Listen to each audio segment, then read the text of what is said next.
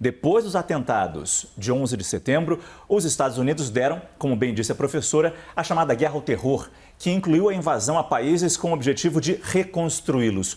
Por um lado, a ação enfraquecia organizações terroristas como a Al-Qaeda. Mas, por outro, grupos ainda mais violentos como o autoproclamado Estado Islâmico se fortaleceram. A reportagem é de Renan de Souza e André Barbosa.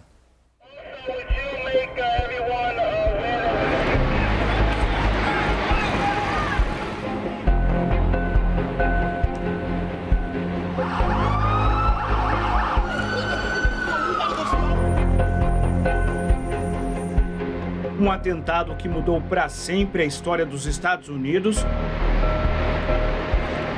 e também do mundo.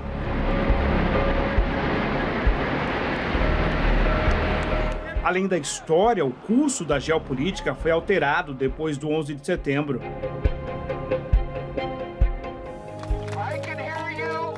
Muito por uma ação específica adotada pelo ex-presidente George W. Bush em resposta aos ataques.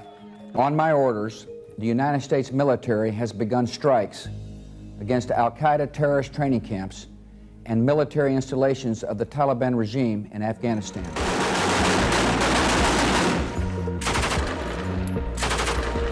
O anúncio do republicano deu início à era da intervenção americana para reconstruir nações, com um foco específico, o Oriente Médio e o mundo islâmico. Além de um eixo da política externa dos Estados Unidos, a chamada guerra ao terror virou uma luta global, apoiada especialmente por países ocidentais, parceiros de longa data dos americanos. A guerra ao terror, então, envolveu uma série de medidas que, coordenadas, serviram como um enfrentamento a essa ameaça terrorista.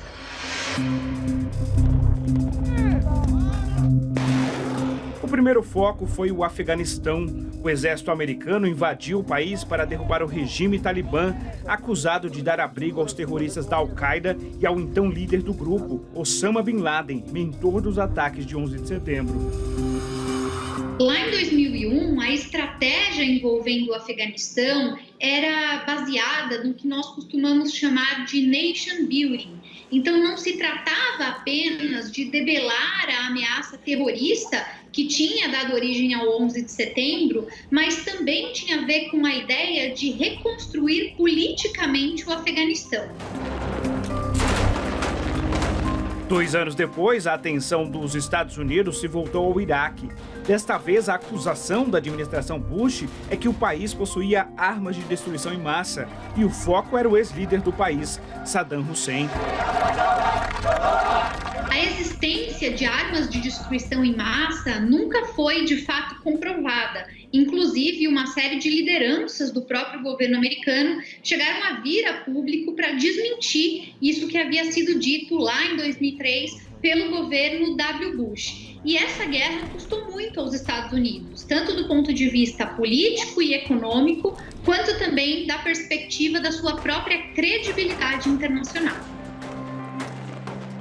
Nessas cerca de 2 décadas de guerra ao terror, os Estados Unidos tiraram Saddam Hussein do poder em 2003. Depois, em 2011, numa operação liderada pelos americanos, Osama Bin Laden foi morto numa operação no Paquistão. Só que enquanto os Estados Unidos atacavam as capacidades físicas dos terroristas, eles também evoluíam nas técnicas. Sequestrar um avião ficou basicamente impossível. Foi aí que eles passaram a utilizar caminhões, vans e facas, que causaram tanto horror quanto os atentados de 11 de setembro.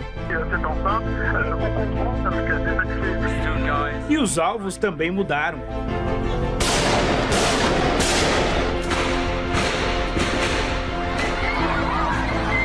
Passaram a ser os aliados dos Estados Unidos, principalmente na Europa. Como em Paris, em 2015, o ataque mais brutal que a França sofreu desde a Segunda Guerra Mundial. No ano seguinte, o horror voltou à França, desta vez em Nice, com um caminhão matando dezenas de pessoas. Em 2017, o Reino Unido, com um ataque utilizando uma van bem no coração da capital britânica.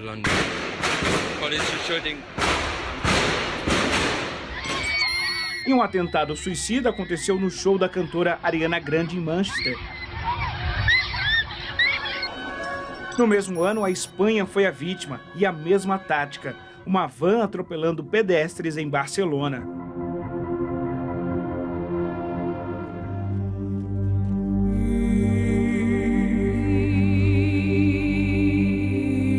Os autores também mudaram, da Al-Qaeda para o autoproclamado Estado Islâmico, que se desenvolveu no vácuo das grandes potências na Síria e no Iraque. Um grupo que utiliza a internet para recrutar seus soldados e divulgar execuções bárbaras. O surgimento do Estado Islâmico, por exemplo, que é um outro grupo que chamou muito a atenção, ele é inescapavelmente relacionado com a intervenção dos Estados Unidos no Iraque. Uma intervenção absurda, sem fundamento algum.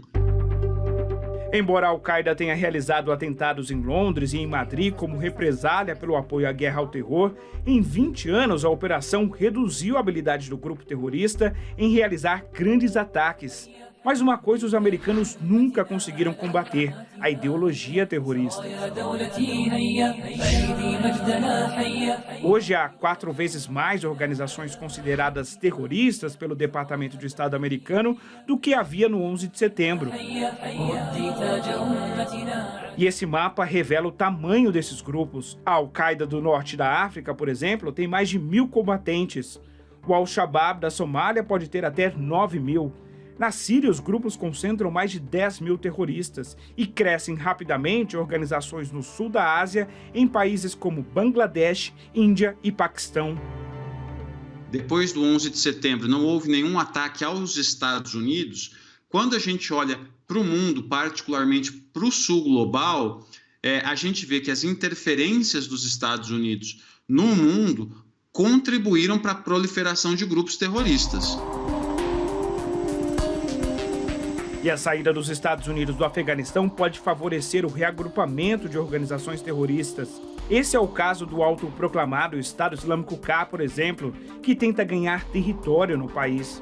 E por mais que no acordo realizado entre o presidente Trump e o Talibã existisse uma cláusula, de que o Talibã se comprometia a não mais dar guarida para qualquer tipo de grupo terrorista, mais uma vez, as recentes notícias que a gente recebe hoje no Ocidente sobre a atuação desse grupo nos coloca o questionamento: será que o Talibã de fato vai cumprir com essa cláusula?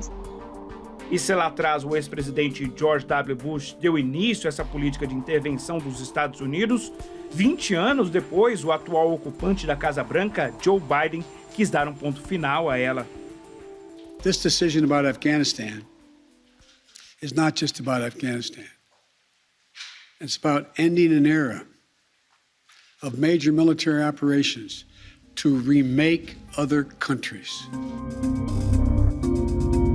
A era das intervenções pode ter chegado ao fim com o que os especialistas já estão chamando de doutrina Biden. Essa saída dos Estados Unidos do Afeganistão vai ser seguida de um momento de retração dos Estados Unidos em relação a engajamentos militares externos.